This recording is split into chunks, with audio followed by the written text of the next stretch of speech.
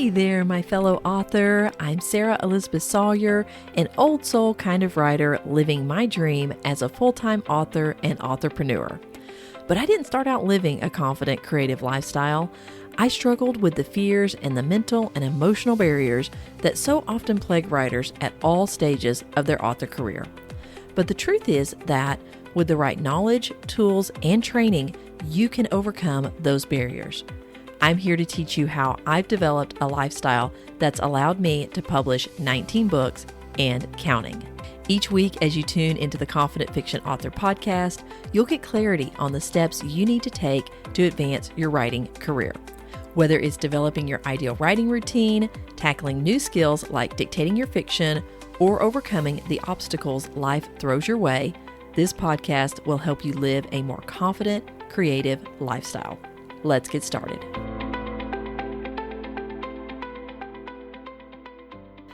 Well, hey there, my fellow author, and welcome to this episode of the Confident Fiction Author podcast. I'm your host, Sarah Elizabeth Sawyer, and right now I feel like I just need to take a deep breath. We, as in my mom and I, just finished moving from our house, an old farmhouse in the small town that we lived in. I basically grew up there. We were there for 30 years. So everything except for the first 10 years of my life was spent in that old farmhouse. And we have been working to move out here onto our property, our 5 acres, for the past few years. It's been a few years now that we've had the property, and we've done some improvements on it, including putting in this really cool shed building and finishing it out with insulation and mini splits and the whole bit, and a dividing wall. So one side is my library, the other side is my mom's studio, office, an art studio. So we are just so thankful to finally be out here. We moved in a fifth wheel, Bighorn fifth wheel, and we're just so excited to finally be on our property, and we'll be looking forward to starting a building project at some point. We don't know exact dates and all, but we are hopeful to get that underway before too long. But meanwhile, I am just so excited to be recording my first podcast episode in my library. I love calling it my library. So with this move, I've got a lot of things on my mind and some things that I feel I can pull out and share with you that you can apply to your writing life. And one of those things, as we were going through this move and thinking about letting go of things and decluttering and even just letting go of the old farmhouse, and, after being there for so many decades, and just the weight of walking out of there, just layered with so many memories, and just the realization, that we don't just attach to places and things, we attach to what they represent. So I want to bring this to you as an author and thinking about letting go, not just to maybe physical places, but to tools and maybe to habits and to just versions of ourselves as writers. One of the things that I did during this moving process, actually before we started the move, I was already decluttering and getting things set up in my library and all. One of the items that I had on my old desk, I had a little shelf there and I would store just random things. Something sat there for 5 years that I could not let go of. And that was my Neo. It was a Neo 2 by AlphaSmart. And if you're not familiar with those, I just called it my typing machine. Like, it was just this little lightweight keyboard with a tiny little screen. And that's what I wrote several of my books on. It was battery operated, not connected to the internet, and just very free for me to sit down in my chair in the living room and early in the morning and just pound away and get my word count in. I loved that little Neo, obviously. It sat there unused for 5 years there on that shelf on my desk. The reason why I was no longer using it wasn't because it was broken or it didn't work well for me. It was absolutely perfect until I made that shift from typing my fiction to dictating it. After I dictated my first novel, I put that Neo on that shelf and I just left it there because I was like, if dictation doesn't quite work out, if this is just kind of a fad or a fluke, maybe I'll go back to typing my fiction. I do really love the feel of that keyboard and all. So if I do ever go back to typing, I do not want to lose this because you can't just go out and buy one. I had bought mine from eBay and I was like, you can't just go out and buy these. So I'm going to hold on to it.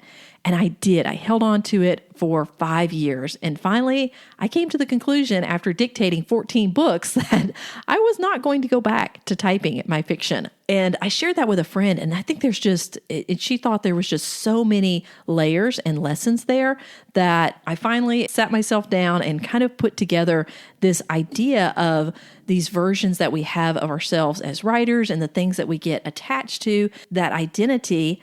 And it may be that we're not attached to the object. We are attached to the identity. And so I want to help you, give you some tools to help you develop the confidence to let go of objects that are no longer serving you in your author life. Let's get into it. Back in episode 15 of the podcast, I talked about decluttering your author life to make room for creativity. I will say this, after our physical move from that farmhouse out to our property, I have a lot I could say about decluttering, but I'm going to hone on just a few specific examples and how these objects were affecting my writing life and my physical life prior to our move. I talked a bit about my Neo and how I love typing. It just felt creative. It felt like real writing. And so I kept that Neo for 5 years, even after I had fully shifted into dictating all of my fiction.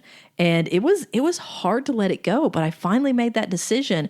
And part of that was realizing it wasn't so much that I was attached to the Neo. It's every time I would see it, I was attached to the idea of who I used to be.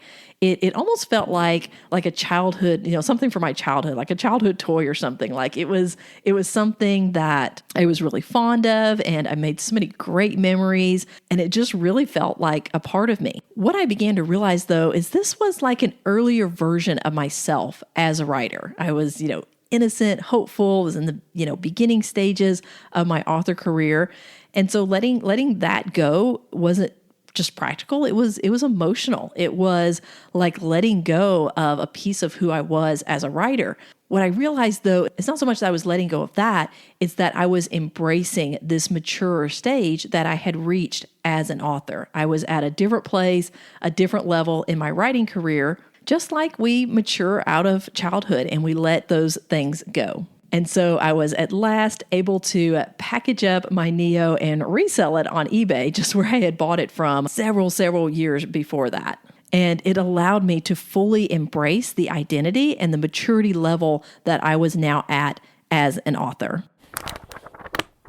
Something else that I let go of during all of this was an antique desk. It was actually a table, and it wasn't something that I was super emotionally attached to or anything. It was something I picked up at a thrift store, and I was like, this is like a perfect desk. I love antiques. I love the real wood. I love the ornamental designs. Like, it was a beautiful little piece. So I had gotten it and I used it. I used it in my new library for a time, being able to just sit and do some work while we were in all of this process.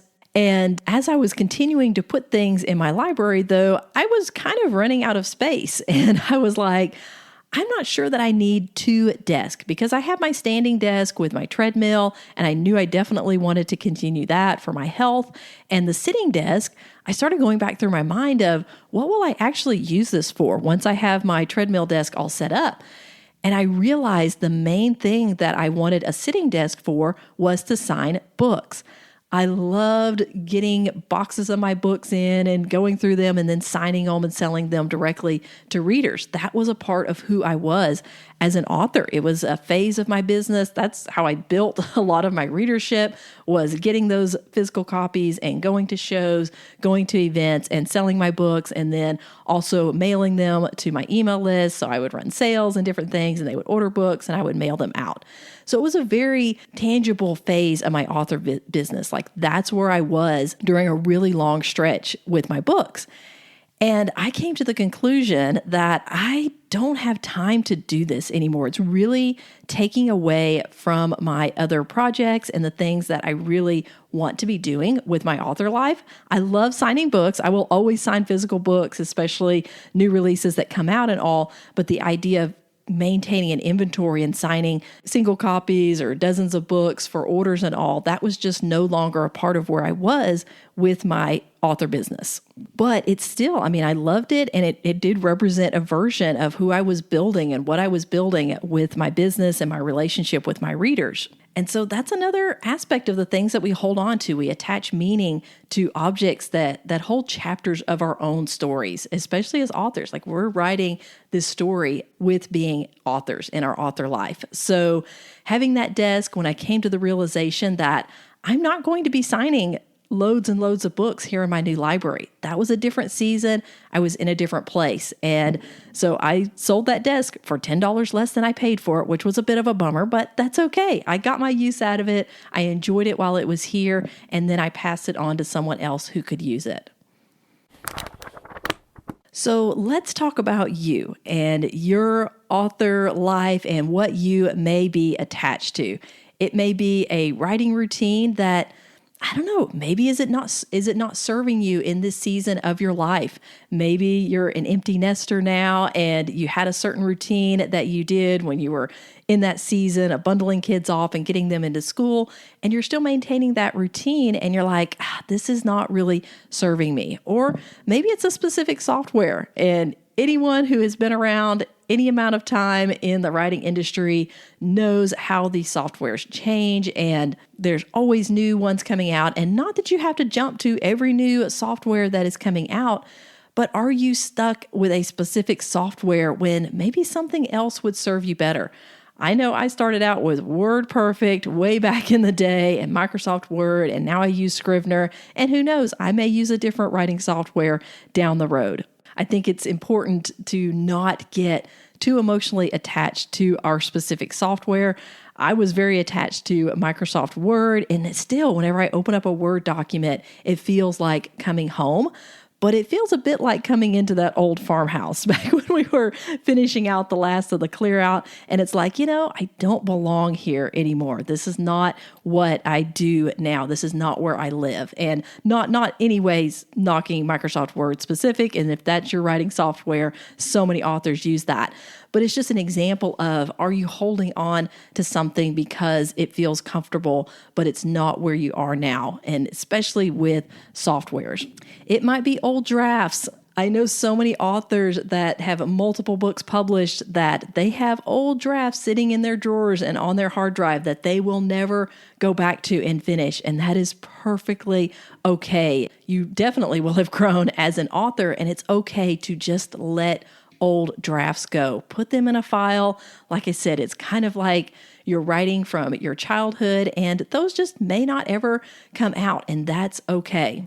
Same thing with genres. You may have started just totally in love with a specific genre, but as you grew as a writer, you realized maybe you were more attached to that because it was your favorite genre to read when you were a child or in your youth. And so you always imagined yourself writing in that genre, but maybe you have grown out of that and you've grown into other genres that you really enjoy more and really fit your writing style and what your interests are now in this season of your life.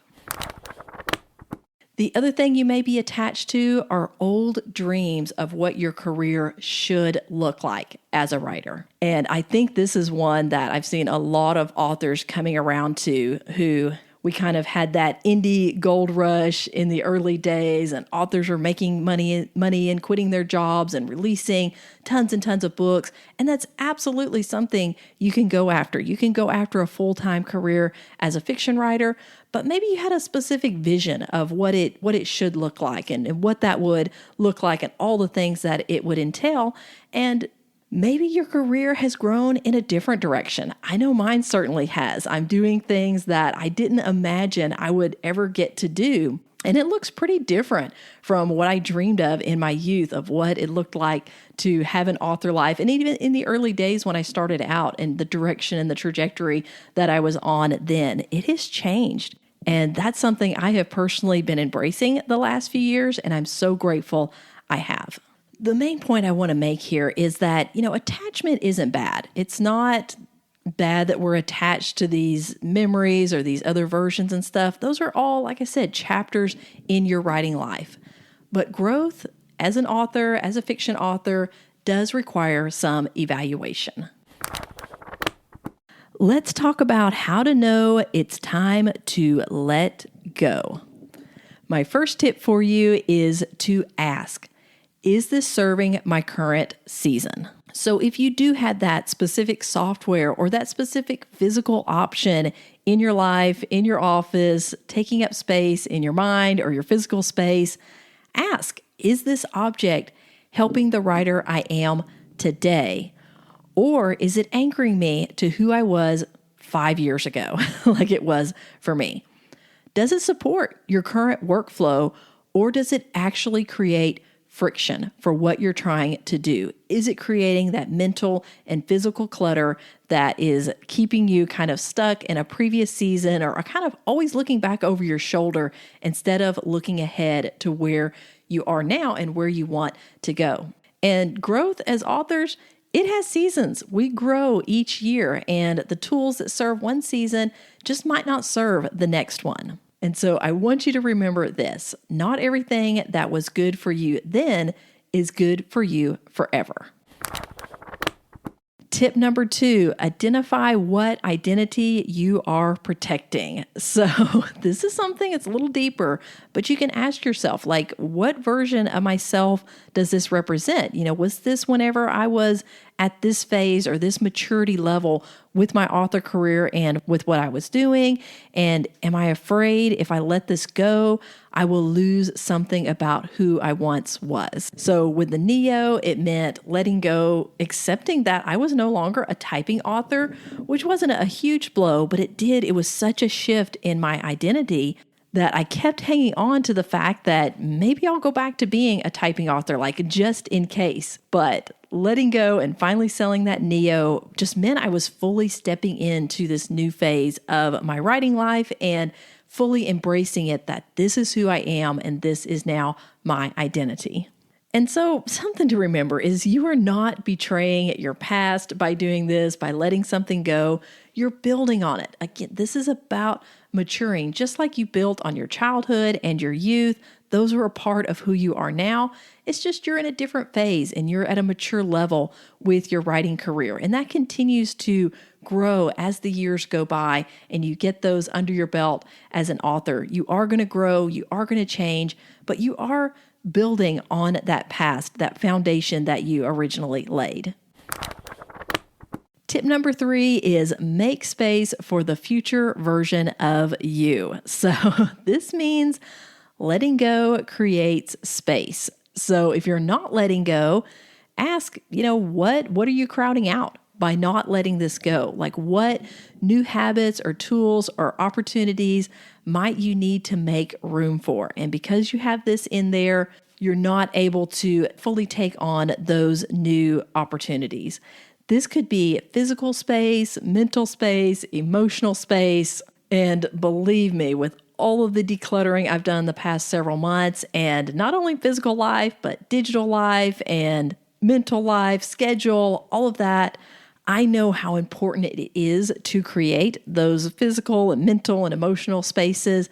And not only that, but what it makes room for. It is so powerful, so incredible to see the kind of life that I get to live and the freedoms that I enjoy because I've done the hard steps of letting go of these things so that I can embrace who I am now and the season of life that I'm in. And so that's something to remember, is letting go is not loss. It's just alignment. It's creating that alignment for what you are maturing into or what you have matured into as a fiction author. All right, wrapping up here, I just want to go back to that old farmhouse on Buffalo Street and thinking about the different times that I walked out feeling like this is the last time. Then it's like, no, we've still got to go back and do this. But it just, every time I would walk out, it was just like leaving those memories. And something I had to remember is leaving doesn't erase the memories. And Just like letting go of the Neo didn't erase the writer I was back in the day. It just allowed me to fully embrace this mature level and this new season of life that I'm in. So let me ask you, what are you holding on to? Is it a tool, a routine, or a dream that just no longer fits that level that you're at and that place that you're at? We can definitely remember and even honor our past without living in it. And sometimes maturity in the writing life is not about adding more. It's about having the wisdom to release what no longer fits. That's all for this week of the Confident Fiction Author Podcast. I hope it was helpful for you in this season that you're in, and I will see you on the next episode. Take care.